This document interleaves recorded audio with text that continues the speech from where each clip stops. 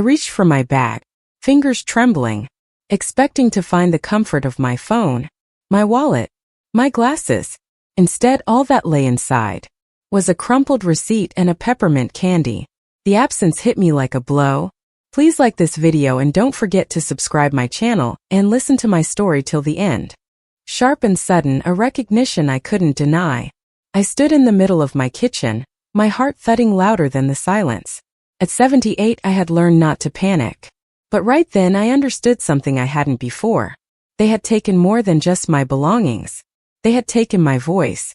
Without those three things, I was powerless. It had happened somewhere between the tight hug Daniel gave me this morning and the moment I walked into the living room to find the curtains drawn, though I never closed them. They had been here in my home again. I tried to steady myself, gripping the kitchen counter. Without my glasses, everything blurred. But even in the fog, I could still picture Daniel's face from earlier, softer than usual, that false tenderness in his voice. "Aunt Margaret, you need to let us handle the harder stuff now." Harder stuff. By that he meant my life. My finances, my mail, my independence. The things that made me who I am. I had noticed it before, how Daniel and Kira would come in, moving things ever so slightly out of place. Not enough for me to call them out on it, but enough to unsettle me. And now, standing there in my kitchen, it hit me. They were taking control piece by piece. And I had let them. I reached for the armrest of my chair, lowering myself carefully. My heart beat in my ears. What else had they taken? What else had they touched? I could still see just enough to know they hadn't missed a thing. The lamp on the side table? Off. My notebook, the one I relied on to remember everything my mind had begun to forget? Gone. The house felt wrong. The silence pressing in, heavier now, like it had absorbed their presence. And then I heard it. A car door slamming outside. A quick, purposeful sound that shattered the stillness, followed by hurried footsteps. My stomach tightened. They were back. There was no reason for them to return unless something was wrong. The door rattled, then opened without hesitation. They still had the spare key. Daniel's voice, soft but firm, broke through the quiet. "Aunt Margaret, it's us again. We need to talk." The door creaked open, and I felt the weight of their presence before I saw them. Daniel's voice was soft but firm. "Aunt Margaret, it's us again. We need to talk." I didn't move. I stayed rooted to my spot, standing in the kitchen trying to steady my breath. The air around me felt thick, almost suffocating, as though the house itself was holding its breath. It wasn't the usual welcoming sound of family returning. It was a command disguised as concern. I didn't look at him right away. I couldn't.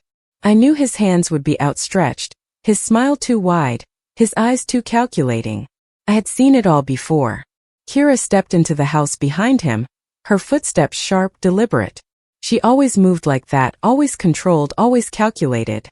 "We're taking you with us for a few days," she said, too brightly, as if her words were meant to erase the unease in the air. "It's for your own good. You've been confused lately." Confused? I wasn't confused. But something in the way she spoke, in the way she smiled, made me feel small, fragile. Like I was a child again, being told what was best for me. I could hear the subtle click of the door behind them, shutting out the world, leaving me in their carefully constructed bubble of concern. They had done it before, made everything sound like love, like care. But I knew what it was now. This wasn't care. This was control. Daniel's hand brushed against my arm, the same way he had done this morning, but now it felt like a grip. A grip I could feel even through the fog of my blurry vision. "Just a few days away from all this stress," he said, his voice too soft, too careful. But his words couldn't cover the truth I felt underneath. They weren't taking me away from my health or for rest. They were taking me away because they needed to finish what they started. They needed to finish removing me from my own life. I could see enough to know that the door had closed behind them, sealing me in with them. It wasn't a suggestion. It wasn't a visit. It was a removal. A relocation under the guise of care. Kira's voice broke through again. "We'll explain everything in the car. You'll feel better once we get you settled." Settled. Such a gentle word for a cage. I tried to steady myself, my balance wavering without my glasses, my world slipping between the blurs of color and shape. But I was still me. Still Margaret. And I wasn't going down without a fight. They began to guide me toward the door. I could hear the soft creak of the floorboards as Daniel led me, his grip too tight, his hands too insistent. His voice, once soothing, was now an invisible rope, tightening around my chest. "The air will do you good," Kira said, her voice almost too sweet, her perfume clinging to the air around me like a whisper. I could feel her standing behind me, blocking my way, as if she were afraid I might turn around and walk right back into my own home. I stepped outside into the cold air. It hit me with a sharpness I wasn't prepared for. It smelled of damp earth, of something old and forgotten, but there was no comfort in it. Only a silence that felt like an invitation to something I wasn't ready for. The car door slammed and I hesitated at the edge of the seat, but Daniel's hand, that same hand that had once comforted me as a boy, pressed gently on my back, guiding me in. The seatbelt clicked before I had a chance to reach for it myself. "Just get in," Daniel said softly. "You're safe with us." Safe. Safe. They loved using that word. It was their way of telling me I was wrong. Safe meant silence. Safe meant submission. Safe meant I was to trust them with my life, with everything I had left. But I didn't trust them. Not anymore. As the car started, I glanced out the window. The world outside blurred in streaks of gray, green and blue. I knew the road. I knew where it led. But I had never driven down it under these circumstances. And for the first time I wasn't sure I wanted to know where it would take me. The car hummed beneath me, the engine purring, as we drove through streets that seemed too familiar yet not. Everything outside the window was a blur: trees, houses, sky, all smeared together like watercolor on wet paper. I wasn't sure where I was going, but I knew I wasn't going home. Home was somewhere behind me, somewhere I wasn't allowed to return to. The silence between us felt thick, like it was made of unspoken truths, things we were all trying to avoid. Daniel didn't say anything more, and Kira's perfume lingered in the air, making the small space feel even tighter. "You need rest," Daniel had said earlier, but he hadn't asked if I wanted it. He hadn't asked me a single thing. They didn't need to. They had already decided. I turned my head toward the window, the blur of the world outside making me feel smaller. The trees, the houses, the sky, they were all just shapes now. My hands, resting in my lap, trembled slightly. I tried to still them, but they wouldn't listen. They thought I couldn't see. They thought I couldn't understand. But I could. I understood everything. And I wasn't going quietly. Kira's voice broke the silence again. "You've been overwhelmed, Margaret. You've misplaced too many things lately." Her words slipped out too easily, as if they had rehearsed them 1,000 times. "We're just trying to help." Help. The word felt wrong in my ears. They weren't helping me. They were helping themselves, helping to secure a life for themselves that didn't include me. A life where I was nothing more than a responsibility they didn't want to manage anymore. The car made a sharp turn and my stomach lurched. We had been driving for over an hour now, and I had no idea where we were. The roads had become rougher, the trees taller, the world outside growing quieter. My mind raced. Why were they taking me so far? What was their real plan? They said they were trying to help, but every part of me screamed that it was something else. It was control. It was a taking, a stripping of everything I had left. I felt the weight of their intentions pressing in from all sides, their false tenderness like a weight on my chest. I couldn't breathe, couldn't think clearly. I needed something to hold on to. "Where exactly are we going?" I asked, my voice surprisingly steady. It wasn't that I didn't already know. I had a feeling where this was all leading, but I needed to hear it from them. "The cabin," Daniel said, his voice soft but firm. "You need rest. A few days to relax, to get away from all this stress." A cabin. Their cabin, not mine. The thought of it made my stomach churn. The cabin wasn't a place for rest. It wasn't a place for comfort. It was a cage. I didn't answer him. What was there to say? The words felt too heavy, like they would give away everything I was trying to hold on to. The cabin was far enough away from town, far enough from anyone who might notice, that they could do whatever they wanted. I thought of Arthur. I thought of the old house we built together, the years of shared decisions, the memories I had stored in every corner of that home. That house was mine and no one could take that from me. But this cabin? This was their home now. A place where my presence would be nothing more than a shadow. The car slowed and I felt the tires crunch over gravel. The road was growing steeper, the trees pressing closer together. I couldn't see it clearly, but I could feel it, the change in the air, the heaviness in the way the car moved. Daniel's voice interrupted my thoughts. "We're almost there." I didn't answer. I didn't need to. I already knew. We came to a stop at the edge of a long gravel drive. The headlights cut through the dark, illuminating a small cabin in the distance. The place where they would lock me away and pretend it was for my own good. I could already feel the walls closing in. The gravel crunched under the tires. As the car rolled to a stop, I could barely make out the outline of the cabin through the blur of my vision, but the shadows surrounding it told me everything I needed to know. This place wasn't for peace or rest. It was for containment. It was for control. The headlights flickered across the small structure, throwing the trees and the ground into jagged silhouettes. There were no sounds of life here. No children playing, no dogs barking, no neighbors to interrupt what they planned to do. It was as isolated as they wanted it to be. The isolation felt colder than the night air creeping through the open window. Daniel was already out of the car, moving around to my side before I could even think to open the door. His hand was at my back, warm, almost too warm, pushing me forward. There was no softness in it now. His touch was a reminder, a gentle force guiding me where I didn't want to go. "We're here," he said. His voice, the one that had once been full of comfort and care, now sounded like the calm before a storm. "Let's get you inside." I didn't argue. What could I say? The cabin stood there, silent and waiting, as if it had been expecting me all along. I could feel its walls pressing in, even from the outside, even as I tried to ignore the heaviness growing in my chest.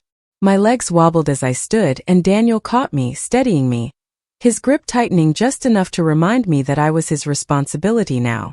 He held me as if I were something fragile, something that could slip through his fingers if he wasn't careful enough. The door to the cabin opened, and the stale warmth of the inside hit me like a wave. The air inside was thick with the smell of dust and old wood, the kind of air that comes from things left unused for too long. I had been here once years ago with Arthur. We used to come up for weekends to get away from everything. Back then the cabin felt like a place of memories, a place where we could slow down and breathe. Now it felt like a trap. The moment I stepped inside, the door closed behind me with a finality that echoed in my bones. It wasn't just the door shutting. It was everything, the world outside fading away, the control settling in. I stood still for a moment, letting my eyes adjust, or rather, letting the blur shift around me until I could catch glimpses of what I remembered. The table where Arthur and I used to sit, the old rug by the fireplace. All of it was still here, but it had changed. The chairs were too close together now, the table shoved against the wall. The layout was neat, too neat, like someone had come in and moved everything around to make it more manageable, more controlled. "This is where you'll rest," Kira said from behind me, her voice too soft, too forced. "It's just for a little while. You'll feel better once you're settled." Settled. The word echoed in my mind, bouncing off the walls of the cabin, pressing in on me. There was no settling here. Only waiting. Waiting for them to finish what they started.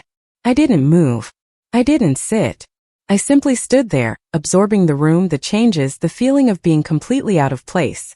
The air seemed to shift, growing heavier with every passing second. They were watching me, waiting for me to do something, anything that would prove I was the one in the wrong. But I wasn't wrong. I wasn't the one who had done anything to deserve this.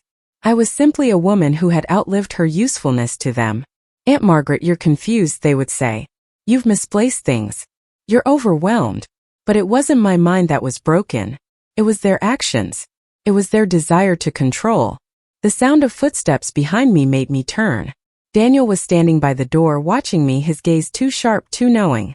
Kira had already begun unpacking my things, neatly setting out the clothes and toiletries they had packed for me. "You've been misplaced too many times, Aunt Margaret," Kira said, her voice dripping with that same false concern.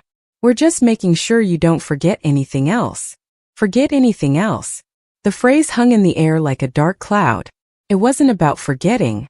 It was about them taking everything I relied on piece by piece.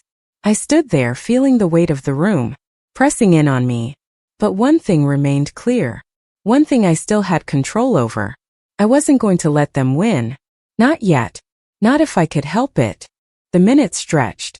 Long in the cabin, each one dragging heavier than the last. I stood there, frozen in place, absorbing the silence that had settled between us. Daniel and Kira moved around me, busying themselves with tasks that seemed meaningless. Kira arranging my things, her hands swift and efficient, as if she was just another caregiver. Daniel adjusting the furniture, making sure everything was positioned just right, just like they wanted it. But I couldn't look at them. I couldn't let them see me unraveling. Not yet. I couldn't let them see that.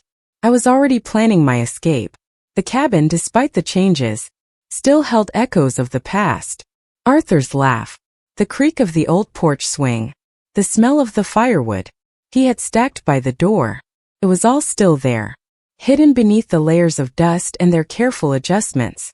They couldn't take that from me. They couldn't take what lived inside these walls, what had been built by love and memories. You'll get used to it here, Aunt Margaret, Daniel said, his voice too soft, almost pitying. It's quieter, easier. You'll feel more at peace. Once we get everything sorted out. At peace. That was the word they kept using, wasn't it? But peace had never come at the cost of my independence. And peace was never something I would find here. This wasn't rest. This was a prison. One wrapped in the guise of care. I forced myself to move, to break the stillness. Every step felt like I was dragging my feet through quicksand. I could feel the weight of their eyes on me, but I couldn't let them see my fear, my doubt. They had taken so much already, but there was one thing they hadn't taken from me, my will. And I wasn't going to give that up so easily. I need to sit down for a moment, I said, my voice steady. I wasn't sure if I convinced them, but they didn't argue. They never did. They just nodded, Daniel's hand too quick to reach for my elbow as he guided me to the couch. The sofa was different from what I remembered. The cushions were firmer, the fabric too neat, too new. It didn't smell like the place Arthur and I had once spent our evenings side by side in comfortable silence. It didn't smell like home. I sat down slowly, feeling the weight of the moment press on my chest. They were waiting for me to give in, waiting for me to accept that this was my reality now. But I wasn't going to. I couldn't. Not when I still had a chance to fight back. Kira sat on the armchair across from me, her eyes narrowed just slightly, like she was waiting for something. Waiting for me to break, maybe. Waiting for me to beg. But I wouldn't. Not this time. There was a tightness in the air.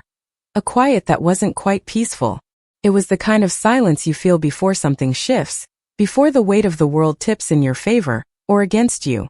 I closed my eyes for a moment, letting the memories flood in, the quiet nights at home. The small comfort of knowing that everything I needed was right where I left it. I wasn't ready to lose that. Not yet. What are you doing, Margaret? Daniel's voice cut through my thoughts and I opened my eyes slowly. He was standing there watching me, his face unreadable. His hands were at his sides, but I could see the tension in the way his jaw tightened, the way he shifted his weight from one foot to the other. I'm thinking, I replied calmly, meeting his gaze. Kira smiled, but it wasn't a kind smile. You don't need to think, Aunt Margaret. We're taking care of everything. You just need to rest. Relax.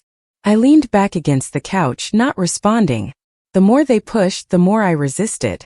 I could feel the familiar sensation of determination rising in me. They hadn't taken everything. They hadn't taken my memory, my ability to plan, or the lessons I'd learned over a lifetime of surviving. I wasn't done yet. Not by a long shot. But if I was going to get out of this, if I was going to make it back to the life I had left behind, I would need to be patient. I would need to wait for the right moment. The stillness in the cabin pressed down harder, but I could feel something shifting within me, something that had been dormant for too long. I wasn't sure what they expected from me, but I wasn't about to give them what they wanted. I would not let them win. They thought I was weak. They thought that age had stripped me of everything that mattered. But they were wrong. There was still something inside me that refused to bend, something that could never be silenced, not even by the quietest of manipulations. I sat there, the weight of the room pressing down on my shoulders, watching as Daniel and Kira moved about with quiet precision. The way Kira folded my clothes, neat, efficient, just like everything else they had touched. The way Daniel moved toward the kitchen, gathering things as if preparing for a long stay. They were trying to set the stage, trying to convince me that this was for my own good. But I wasn't fooled. I don't need all of this, I said, my voice low but clear. I didn't look at them, but I could feel them tense in response. I hadn't raised my voice. I hadn't shouted. But the words landed with weight. The words I hadn't said for so long, the words I had buried under the assumption that I was too old to matter anymore. I don't need you to take care of me. Daniel didn't answer right away. He didn't need to. His silence said everything. It said that he had already made up his mind about what was best for me. His silence said that my objections didn't matter. But something inside me hardened. Maybe it was the years of being ignored, of being dismissed, that had built this quiet strength. I wasn't going to let them erase my autonomy. Not now. Not after everything I had lived through. The room was heavy with their unspoken thoughts, with their ideas of what I was and what I should be. But I didn't owe them anything. I owed myself more than this. I stood slowly, my legs shaking with the effort, but I held myself steady. The floorboards creaked beneath me as I made my way to the window, my hands brushing the edges of the curtain. The world outside was a blur, just like everything else inside this house. But I knew it. I knew the land, the trees, the path home. I didn't need to see clearly. I just needed to remember. The back door. That was my way out. The window, the same one Daniel had closed when we first arrived, had been latched too tightly. But I knew better than to think that was the only way. There was always a way. Always a crack, a weakness, something they hadn't considered. Margaret. Kira's voice was behind me, and I turned slowly. What are you doing? I didn't answer her. I didn't need to. The house felt like a cage, yes. But it was one I knew well. It was my home.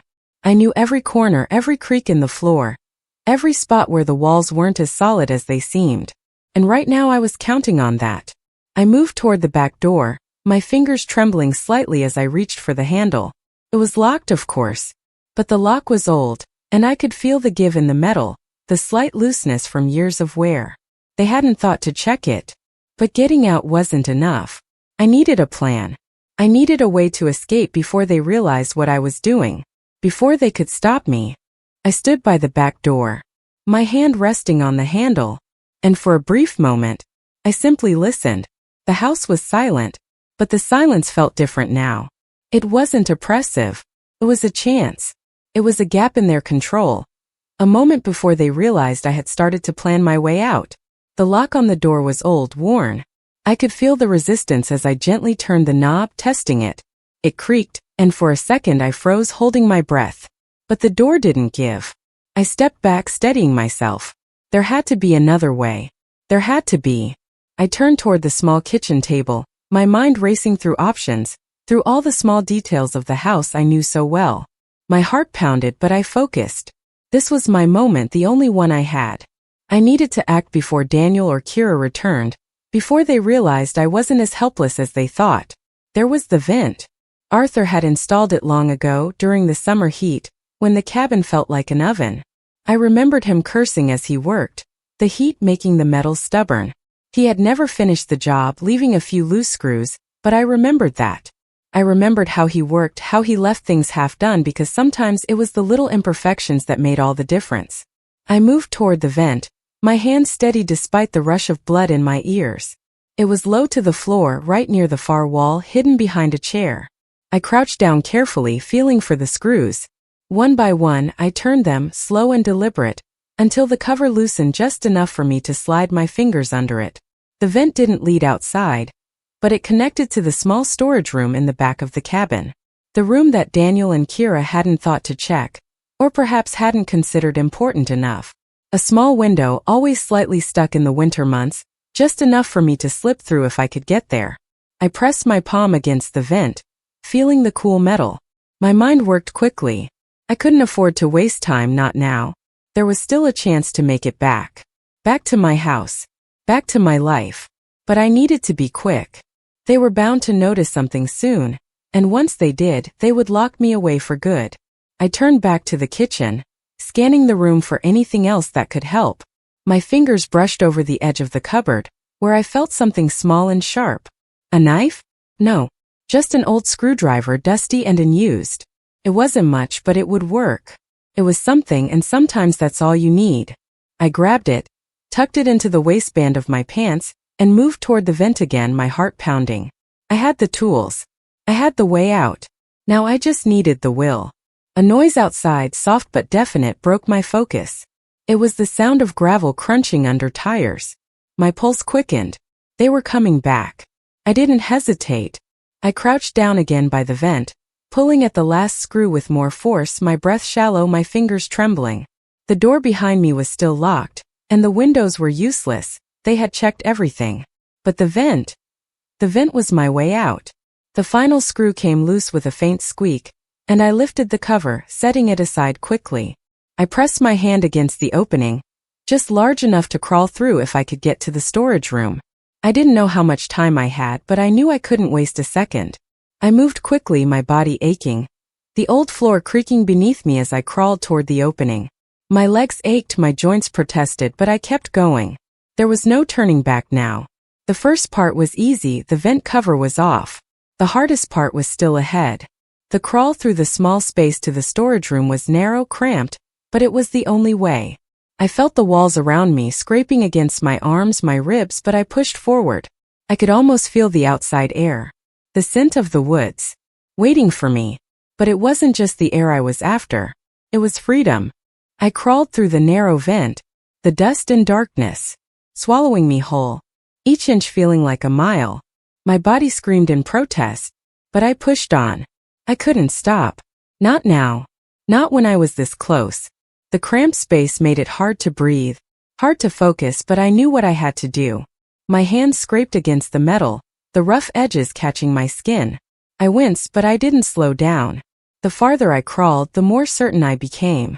This was my last chance. The air in the storage room smelled different. Old wood, dust, and something faintly damp. I could just make out the shadows of the crates and shelves, things I hadn't seen in years. Arthur's tools, his unfinished projects, were still here, untouched by the changes in the rest of the cabin. The room was locked off, forgotten by Daniel and Kira. I reached the small window, the one that had always stuck in the winter. I remembered Arthur's grumbling as he tried to fix it. One day, he'd said, this will be the last thing I have to worry about. It wasn't fixed, but that was the point. It was just loose enough for me to slide my fingers under the frame. I could barely see the window in the dark, but I could feel it, the cool glass, the way it resisted, but only just. I pulled at the metal with all my strength, the window protesting, groaning against the pressure. And then it gave. A slight shift, a crack. Just enough for me to slip through. I didn't stop to celebrate. I didn't stop at all. The air outside was cold, biting at my skin as I pushed through the window, feeling the rough edges scrape against me. My body was stiff, sore from the crawl, but I didn't care. I was free. I was out. I stumbled onto the ground, my feet hitting the soft earth. My heart pounded in my chest, but I didn't stop. I couldn't. The woods stretched out in front of me, dark and silent, but I knew them. I knew this place.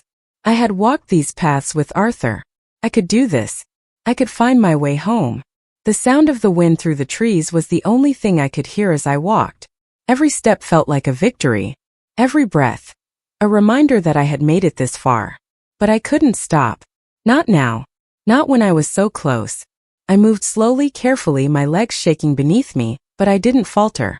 I kept my eyes forward, focusing on the path I knew so well. The world around me was a blur, trees, rocks, branches, but I knew the way. I knew every dip in the earth, every turn in the path. The pain in my body was nothing compared to the fire in my chest. The fire of freedom. The fire of a woman who would not be controlled. But the world outside the cabin was still quiet, still waiting, and I had to make it before Daniel realized I was gone. I couldn't hear the car, but I knew it was coming. I knew he would come looking for me. But by the time Daniel realized, I was gone. I would be long gone.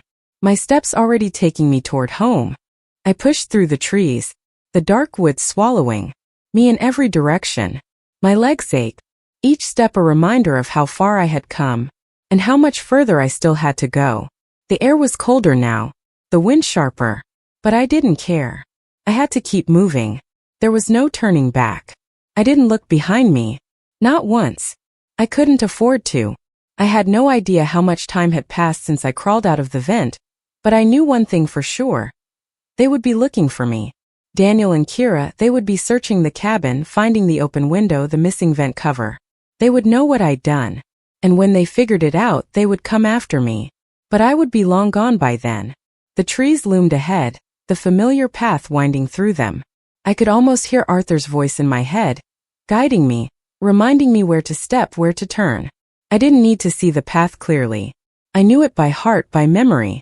Every rock, every root, every dip in the earth.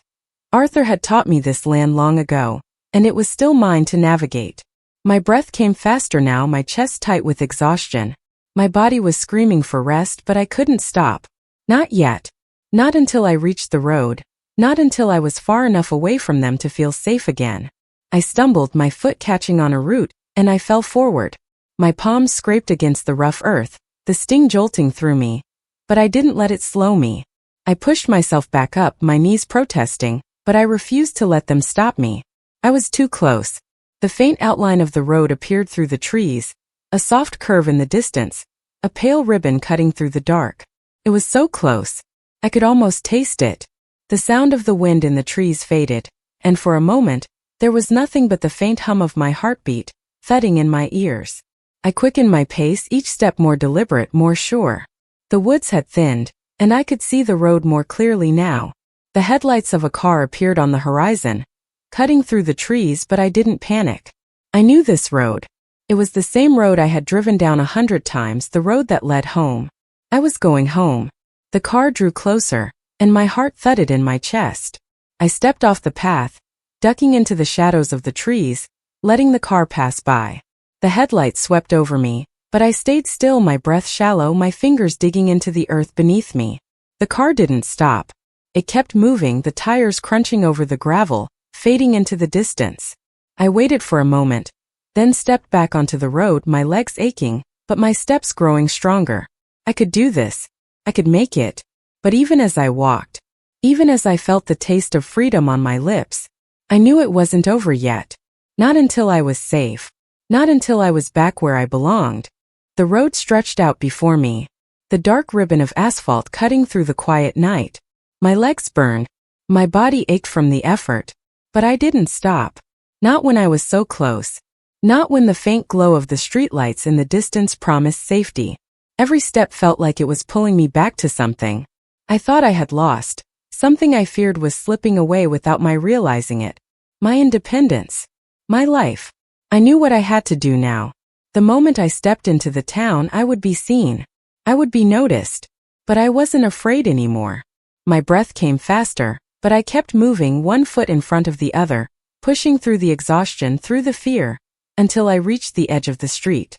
The houses on the block looked familiar, but it was more than just the houses. It was the street, the sidewalk, the memories of walking this very path for decades. My heart beat harder, not with fear, but with the certainty that I was returning to something that belonged to me. I stepped into the small convenience store at the corner. The bell above the door rang as I entered, a familiar sound that made me feel like I was slipping back into the life I had known. The clerk behind the counter looked up as I entered, his eyes widening slightly when he saw me. "Margaret Holt?" he asked, his voice friendly but cautious. I nodded, my mouth dry. "I need help," I said, the words coming out more clearly than I expected. "I need to call someone." He raised an eyebrow, but he didn't question me. Instead, he handed me the phone with a nod. I took it, my fingers shaking as I dialed the number I knew by heart. It rang. Once. Twice. "Hello." The voice on the other end was familiar, comforting. My lawyer. The one who would understand. The one who knew what I was going through. "It's Margaret," I said, my voice steady. But the emotion was there, just beneath the surface. "I need you to start the process. They're not going to stop. But I'm back. I'm home." There was a pause, just a beat, before he spoke again. "We'll take it from here, Margaret. Stay where you are. Help's on the way." I hung up, the weight lifting from my shoulders just a little. It wasn't over. Not yet. But for the first time in days, I felt like I had control again. I walked out of the store slowly, my legs still shaking, but the world around me seemed more in focus now.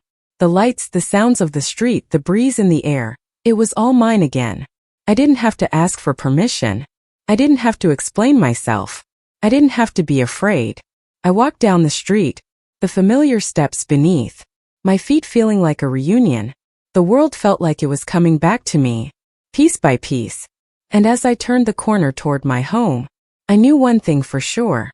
No matter how much they tried to take, no matter how much they thought I had lost, they hadn't taken everything. They hadn't taken me.